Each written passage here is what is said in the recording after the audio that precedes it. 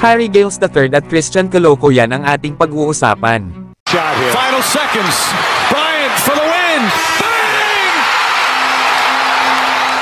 Dati namang player ng Los Angeles Lakers na nag-sign sa kanila last season ng 2-way contract na si Harry Giles, ay ngayon ay nasa Charlotte Hornets na matapos itong mag-sign ng 1-year deal. Kinuha nga ng Lakers itong si Harry Giles bago ang playoffs para maging backup center ni Anthony Davis. Lalo at alam naman natin na may injury itong si Christian Wood at sila Jackson Hayes at Colin Castleton lang ang available na backup center last season ni Davis. Pero hindi nga masyado nagamit itong si Harry Giles at 7 games lang itong nakapaglaro sa pananatili niya sa Lakers.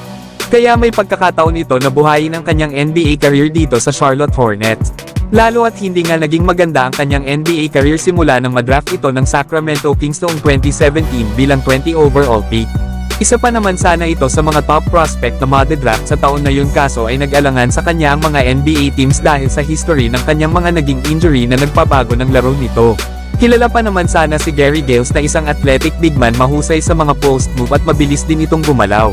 Na kahit nga sa opensa ay halimaw nga din itong maglaro. Pero 26 years old pa lang naman si Harry Giles at may tangkad na 6'11". Kaya maaari niya pa naman maibalik kahit papaano ang kanyang dating laro dito sa Charlotte Hornets. Samantalang ang bago namang sentro ng Los Angeles Lakers na kinuha nila sa kanilang 2-way contract na si Christian Coloco, ay meron namang update sa kanyang blood clot issue. Sinabi nga ni Coloco na kamangha-mangha nga daw ang kanyang pakiramdam sa ngayon. Lalo at binigyan nga daw ito ng kanyang doctor ng green light. Ibig sabihin ay cleared na ito sa kanyang medical, pero iniintay pa daw ni Christian Coloco ang NBA clearance niya. Ito ay para makabalik na siya sa court at makapagsimulang mag-practice at maglaro, kaya umaasa ito na magiging maayos daw ang lahat. Sinabi pa ni Christian Coloco sa naging interview nito sa TMZ Sports, na confidence ito na ang NBA ay malapit na daw siyang i-clear sa susunod. Kaya naman ay maaari na itong makasama sa practice sa loob ng court sa Lakers.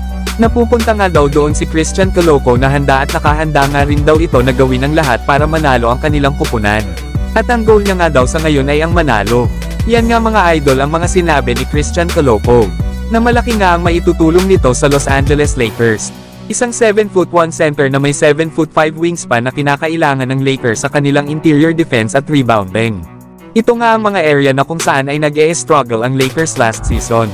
Kaya naman ay umaasa ang kanilang kupunan na maki-cleared na si Christian Coloco ng NBA para naman makasama na nila itong maglaro. Samantalang bago naman si Christian Coloco ma-diagnose na may blood clot issue, ay nakipag one-on-one pa ito sa former player ng Los Angeles Lakers at ang one-time NBA champion na si DeAndre Jordan. Makikita nga dito mga idol na sinasanay nilang parehas ang kanilang mga offensive skills pagdating sa mid-post. Kaya naman ay hindi lang sa depensa at rebounding maaasahan itong si Christian Coloco, na kung matatandaan ay bago nga rin ito mag-sign sa Lakers ay kasama nito ang former center ng Lakers na si JaVale McGee. Kaya yung experience at pagkakataon na matuto ito sa mga NBA champion na mga sentro, ay malaking bagay ito na madadala niya sa mga actual games sa NBA. Panoorin naman natin mga idol ang ginagawang one-on-one nila DeAndre Jordan at Christian Coloco.